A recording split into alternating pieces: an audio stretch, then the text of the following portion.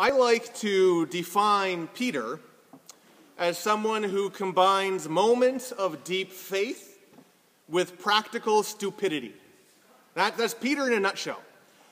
He does this all the way through the Gospels. There's a story of Peter walking on the water with Jesus. They're on the lake, and they see Jesus coming by, walking on the water himself. Peter says to Jesus, "Hey, if it's you, tell me to come out with you, and I will." Peter gets it, right? He seems to understand that with Jesus with him, he can do amazing things. So in deep faith, he leaves the boat and stands upon the water.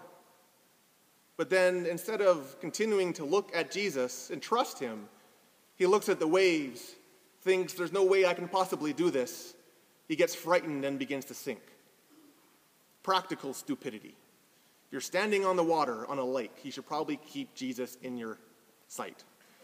There's another story about where Peter joins Jesus on the Mount of Transfiguration. Right? This is a wonderful moment. Peter's there and he sees Jesus in all of his glory with Moses and Elijah, two pillars of Old Testament faith, standing with him. There's this great spiritual moment that Peter is ushered into. His response? Hey, you want to build a house? Right? Practical stupidity. Last week we heard about Peter's deep insight of faith and his response to the revelation of Christ's identity. He confesses before anybody else that Jesus is the Messiah. But today, he tells the Messiah that he's wrong about his mission. Practical stupidity. You know, I think perhaps the definition of Peter fits so well to him and resonates with me probably because it fits so well with me as well. And maybe it fits well with you. Have you ever rebuked Jesus? With your body stiff and your eyes narrow, with your voice assuming an air of mistaken authority, have you turned to Jesus and said in effect, "No, I won't let you do this. I don't believe you should be like this." Our reading holds before us not only the declaration of what the mission of Jesus is, but the challenge for us to deny ourselves, to embrace who Jesus is and what he is to do in our life, that holds before us the importance of letting Jesus be Jesus. So I want to invite you to pick up your pew Bibles and turn to the Gospel of Matthew. That's in the New Testament, so the latter half of the Bible, and it's the first book in the New Testament portion. As I mentioned, what we read today, it occurs directly after the confession that Jesus is the Messiah. And so Jesus begins by telling the disciples what his mission is all about. There's this fabulous kind of event that takes place. Last week we heard Jesus asking the disciples, "Who do people say that I am?" And then he says, "Who do you say that I am?" And this week you kind of get Jesus saying, "This is who I say that I am." Right? This is him declaring his mission. Now, he's done that before. In the Gospels, Jesus has talked about what needs to take place in going to Jerusalem and dying. But he's always done it in veiled language. He's always used metaphor or symbolism in some sense. In our reading today, he explains plainly what is to come next. If you look at verse 21, it says that Jesus began to explain to his disciples that he must go to Jerusalem and suffer many things that the elders and the chief priests and the teachers of the law, those were the people in charge of the Sanhedrin, which was the religious court, and he must be killed and on the third day raised to life. Right? You can't really get more plain than that.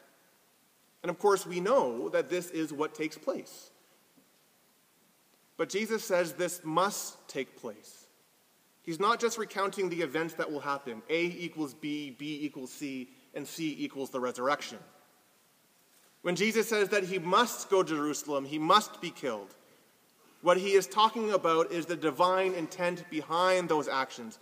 He must be killed and rise again as the supreme symbol of God's action in life and grace and love for all people. There's no way around it. Nothing will cause Jesus to sway from this plan.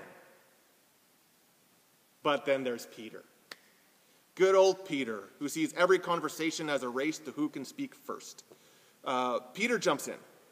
Verse 22, Peter takes Jesus aside and he begins to rebuke him, saying, "Never, Lord, this shall never happen to you." And we can give Peter the benefit of the doubt, right? We can give him some slack here. He probably didn't want to see his master and his Lord killed. We can understand where he's coming from.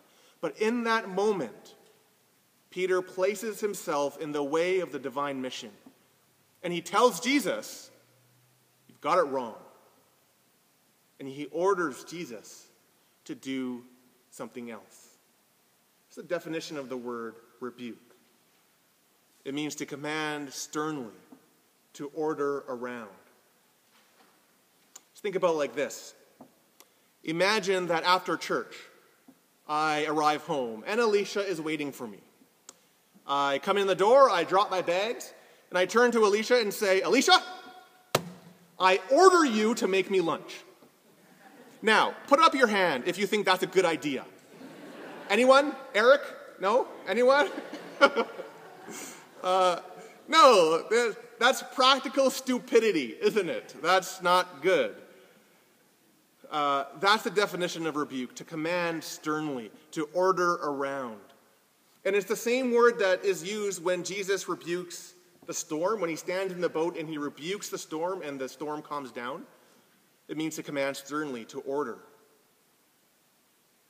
Even though he has confessed Jesus as the Messiah, Peter now effectively denies that.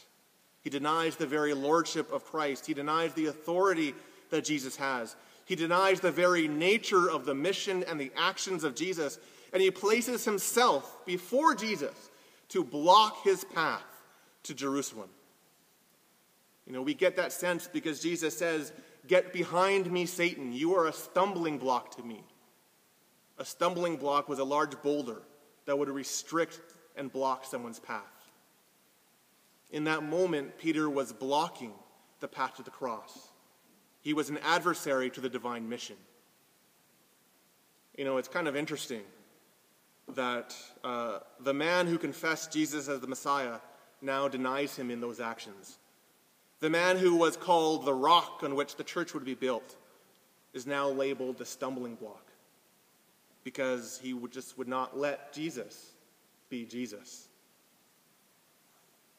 Let me ask you, have you ever done that?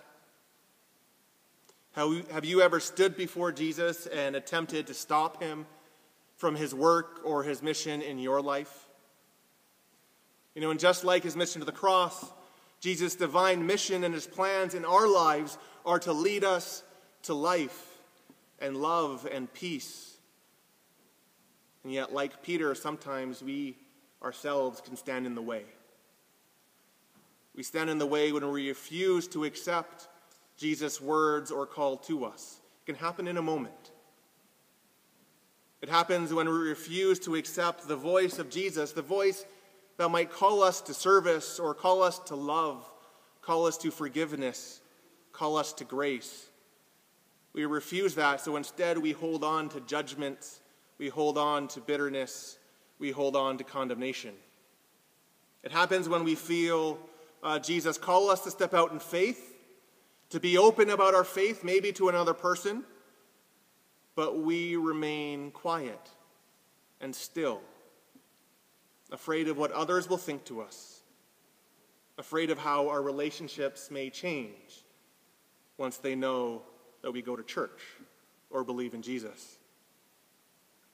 It happens when we feel that little nudge towards some sort of action. It's a thought, it's a whisper that we can't get away from, that sense of call to something. But instead of faithfully following where Jesus leads, we continually argue ourselves out of it. And we convince ourselves that Jesus is not doing what in fact Jesus is doing. Or Jesus is not saying what in fact Jesus is saying. It happens when we place more of an emphasis on ourselves, on our own plans,